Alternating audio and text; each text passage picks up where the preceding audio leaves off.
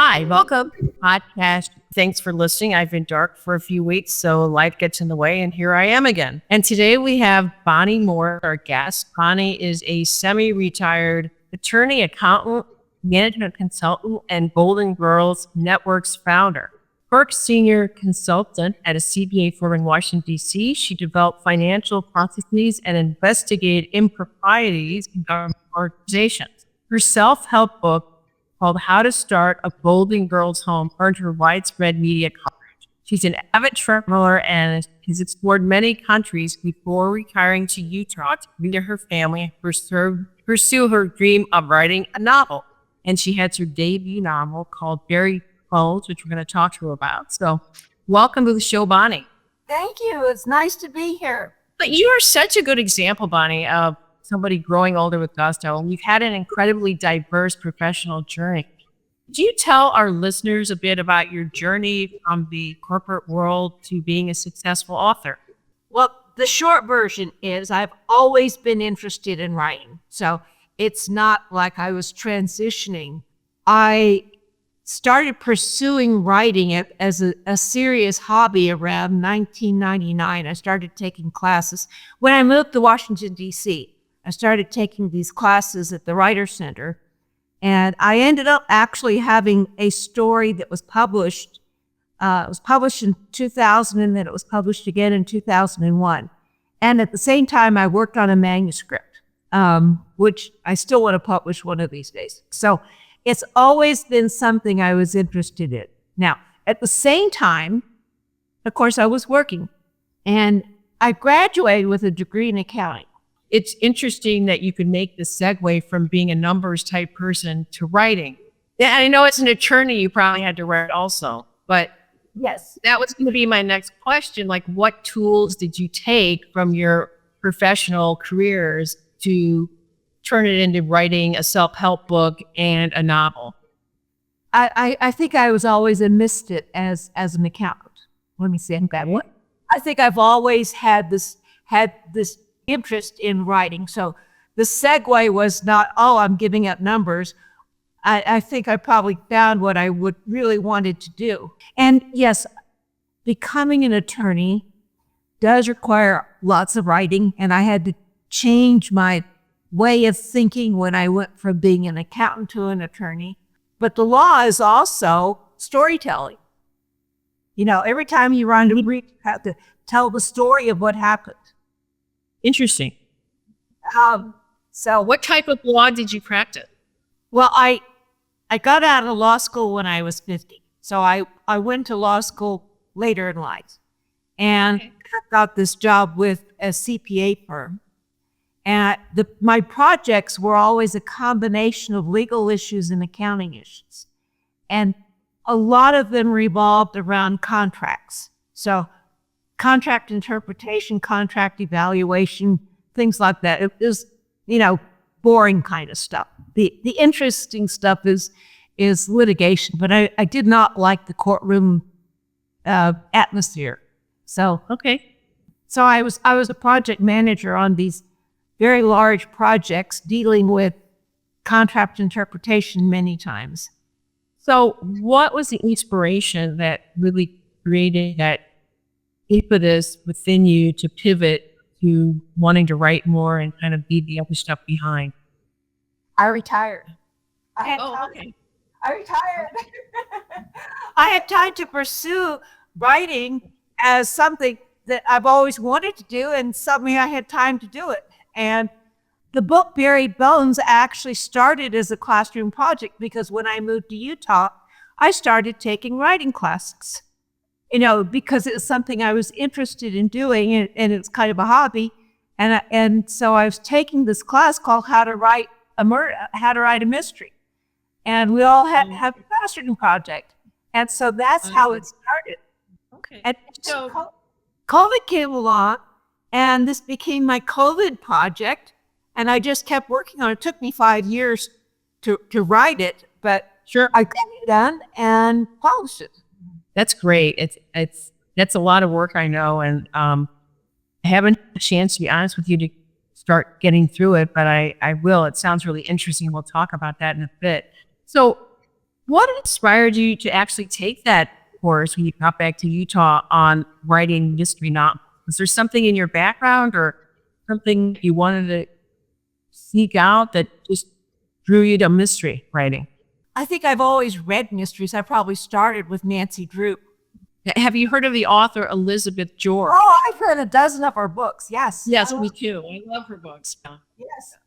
Um, She was an inspirational, but I've always been curious and interested in mysteries. I think mysteries have a great appeal, and so I was looking for.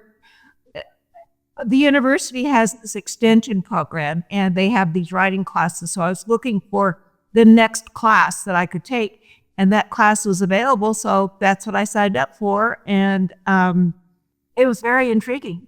So you also mentioned that you like to travel.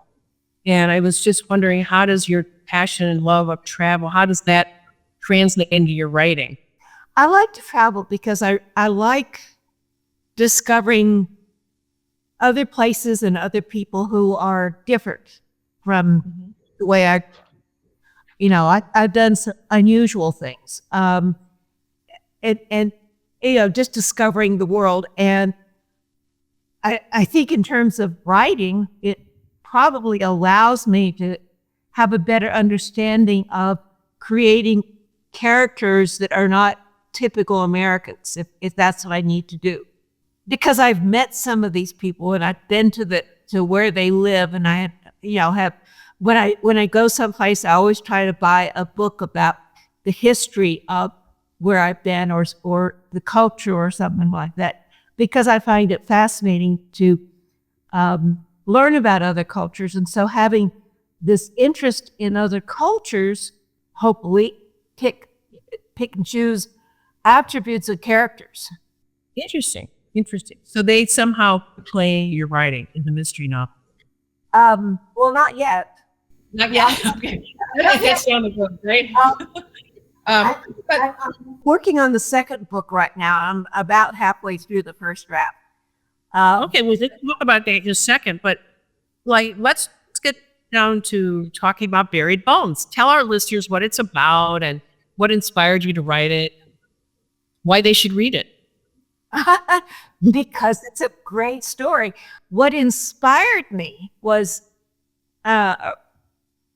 again, I had to have a class project for this class. And a few months before that, I was at a party and I was chatting with somebody, and he told me about a pioneer cabin that his family had inherited. And I thought at the time, I says, that would be a great setting for a story. So when it came time where I had to come up with a murder mystery idea, I says, well, let me use this cabin up in the mountains and create a story around that. And that's kind of how it started. And, I says, well, let me see. I have to have a dead body someplace, and I have to have a suspect. And I wanted to have my protagonist to be an older woman. My inspiration, of course, was Jessica Fletcher, but a woman to I like so that was the start of Maggie Anderson. Was I wanted to modernize Jessica Fletcher. Interesting. Yeah, she was great. She was one of those people who transcends, I think, all generations. Like, she was so interesting. So, any destinations on your travels that actually got into your Buried Bones novel, other than the cabin idea? No, I mean, the whole story takes place here in Utah. Where in Utah? Well, I live in. Is it a made up town, or is it something you know? Or but the area where the cabin is a real area, and anybody in Utah who reads the story knows where I'm referring to. But it's a made up town, and it's a small town because I wanted the small town politics, and I made up the whole politics. it's not a real situation that I knew about. I made it up. And so what the story is about. That was my next question. Yes, I read your mind. The story is Maggie and her friends go up to the cabin for Labor Day weekend. And they're in a diner having dinner. And this guy walks in and everybody kind of gets weird about it. And it turns out his ex-wife's body has just been dug up at the cabin where they used to live. And everybody suspects him of killing her. And why do you think they do? Do they have a bad marriage, or were they divorced? Or Well, no, he divorced her because he realized he was gay. And so the underlying prejudice in this town is against him because he's gay. They want to convict him because of that. They don't have any real evidence. They're trying to make up evidence. And Maggie's in this restaurant, but she sees these cowboys threatening him, and so she ends up going over to him. The situation's calmed down, but she goes over to him and talks to him and gives him her card, and she says she doesn't practice in Utah, but she could refer him to somebody.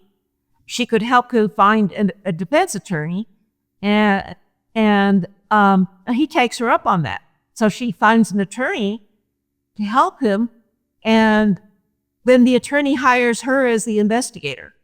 So that's how she gets involved, and she actually hangs out in this small town and works with the district attorney, and she's persistent enough that she uncovers a scandal.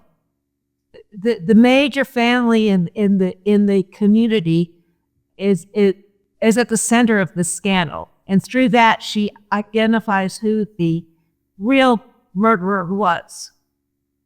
And she proves that the ex-husband was innocent. But everybody in the town is against her. But she persists anyway. that's great. So she's a very persistent character. So tell us about, what do you think the novel that you wrote, Buried Bones, what do you hope that it will do or stir up in your readers that are reading it? Here.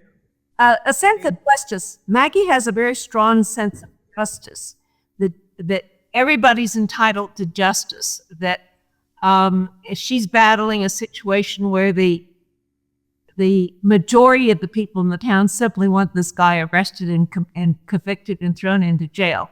And she says, no, he's innocent, and she fights for it. So what she's going to, I'm writing a series, and what she's going to be doing is she's going to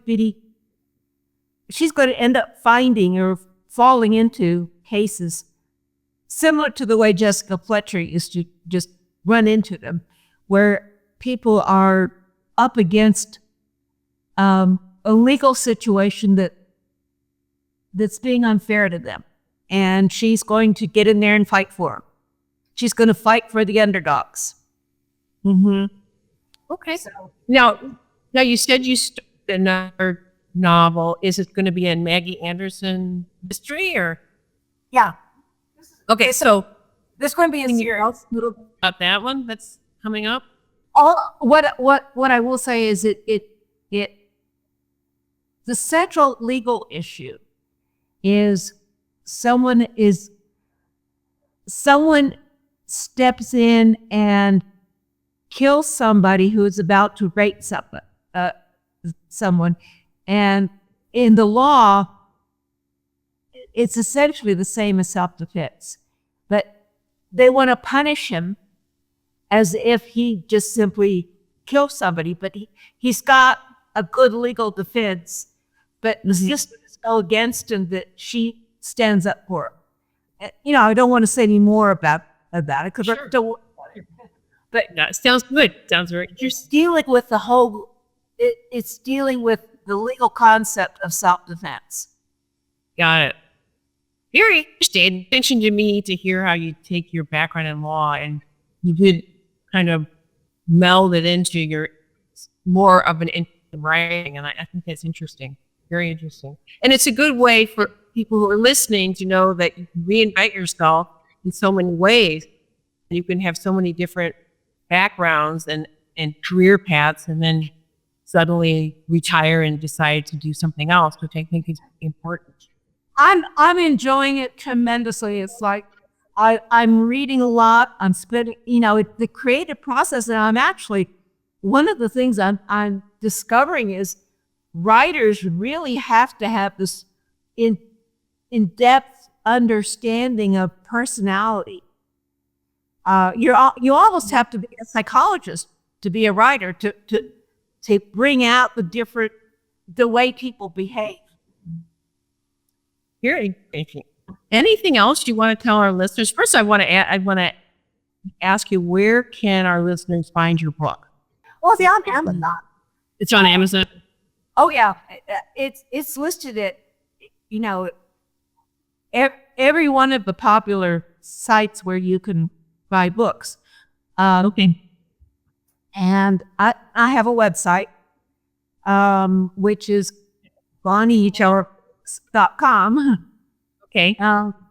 But it's definitely on Amazon now. The interesting thing is there is another book called Buried Bones.